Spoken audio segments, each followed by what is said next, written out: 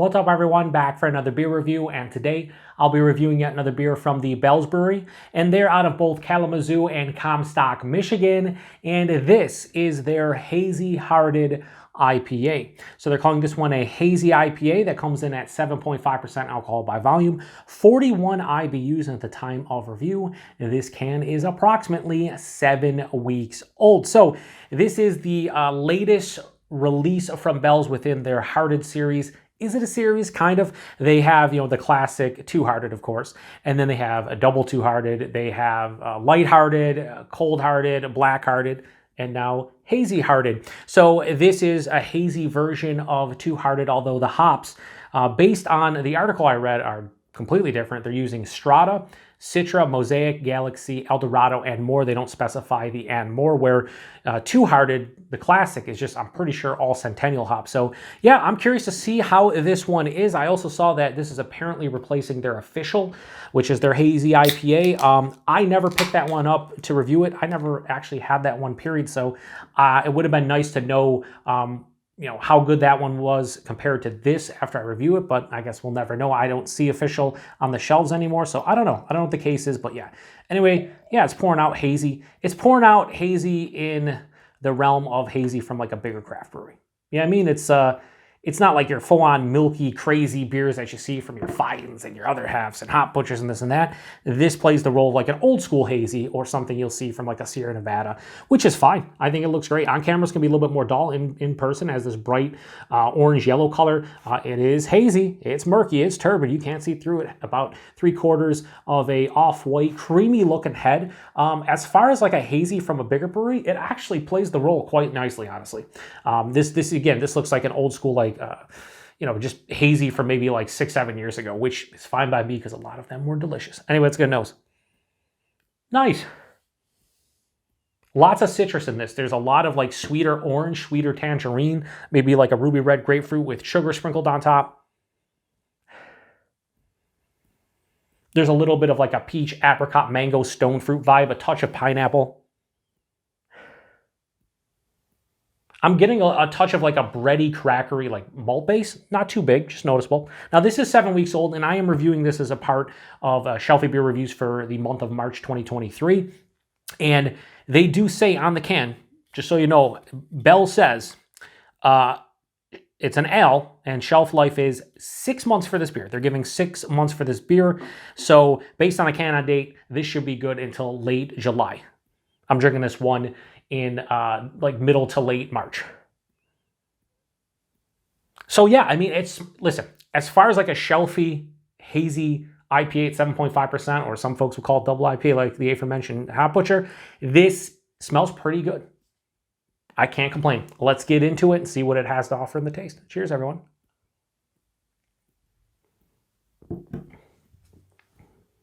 Oh. This is very dry. Very dry. I wasn't expecting how dry that sip was. Okay, first thoughts. Nose, definitely better. The taste, not bad at all. Just the nose was better.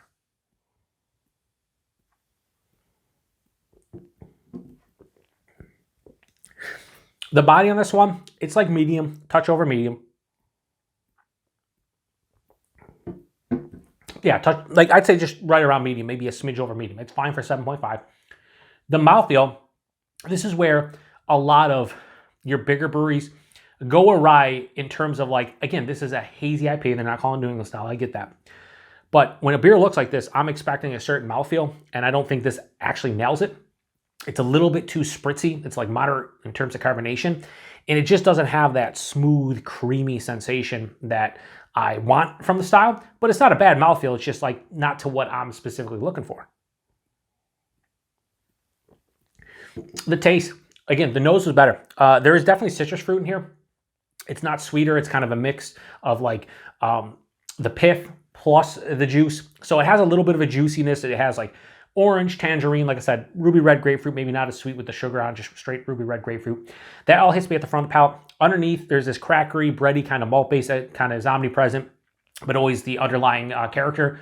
Halfway through the palate, I get like an underripened like white peach, underripened pineapple. The one thing I'm noticing is that this is quite dry on the back of the palate, and it's not as sweet as a hazy should be. Now, there are some sweet hazies that are just over the top, like a lot of breweries will throw like lactose in it, but they'll just be too sweet with nothing to balance it out. I think this is a little bit in the opposite direction. It's a little unbalanced, where like a lot of these will land 60 or 70% sweetness and then 30 or 40% bitterness and dryness. This is like the opposite. It's like 40% sweet with like a 60% dryness. It's not too bitter. It's like mildly bitter. It's just more dry than anything. There's a little bit of like an earthy floral hop character on the back of the palate. This is what I'll say about this one. It's actually pretty damn solid. I wish it was a little bit sweeter, and I wish the mouthfeel was a little bit better. But like as far as a shelfie goes, this is not bad in the least. Is it my favorite from Bell's? No. I would take Two Hearted every single day of the week over this beer. No questions asked. But this is in the realm of recently, I don't know if you're going to see the reviews, but I reviewed Sierra Nevada's Juicy Little Thing, which they just released, 6.5% Hazy IPA. I like that better than this. There's other beers from some of your bigger breweries like Stone. There's Stone's Hazy IPA, I think, was just in the realm of this.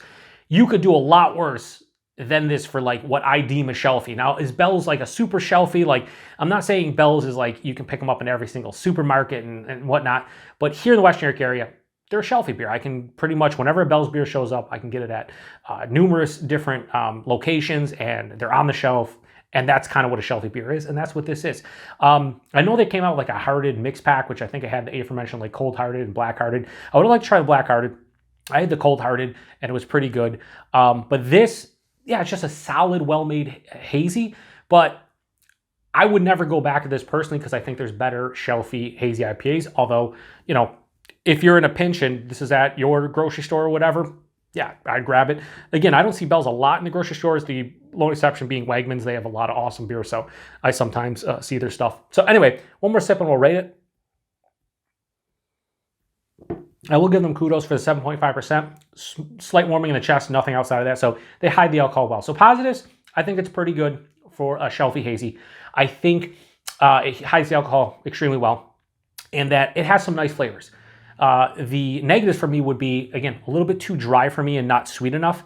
And then on top of that, I think the mouthfeel is a little bit lacking for what I'm looking for in this style specifically. But it's not bad whatsoever. I think it's solid. So I'm going to give Hazy Hearted IPA from Bell's, one of their newest releases within the Hearted series. If you can call it a series, I give this like a high 3.75. I go 3.85. I think that's where this one lands.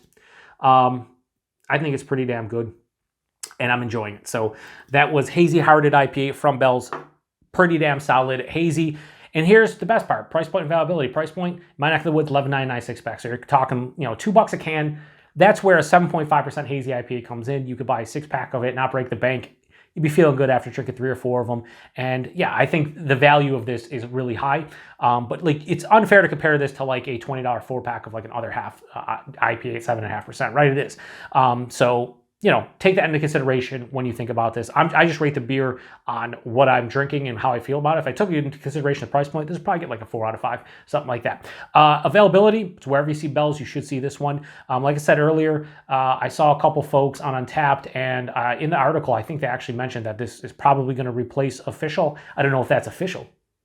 See what I did there? Never do it again. But yeah, if this is replacing Official, it's a bummer. If I do see Official on the shelf somewhere in the next month or so and it's not crazy old, maybe I'll grab it and see how that one compares to this one, especially if it gives it a 6-month shelf life like Bell's does for this. If that's the same for Official, then I guess I could drink a 3, 4, 5-month-old can and be okay. So anyway, if you've had this one before, I'm sure a lot of you have had this one. I think they released this one late last year, early this year, so it's been out for like 2.5, 3 months. If you've had this one before, post in the comment section. Let me know. What do you think about this? Do you think this is a good addition to their lineup? How do you think this compares to some other shelfie hazy IPAs? Do you think it's better than them? Do you think it's worse? Do you think it's kind of the same? I think they did a solid job. If I was in Michigan and I could get this for like 10, 11 bucks a 6-pack, and you wanted something just in the fridge to kind of, quell that hazy kind of, if you're in the mood for one and you wanted something in your fridge that's not going to break the bank, I think this would be fine to have. So anyway, appreciate everybody stopping by for another beer review here on the Beer Patrol. To the next one. Cheers.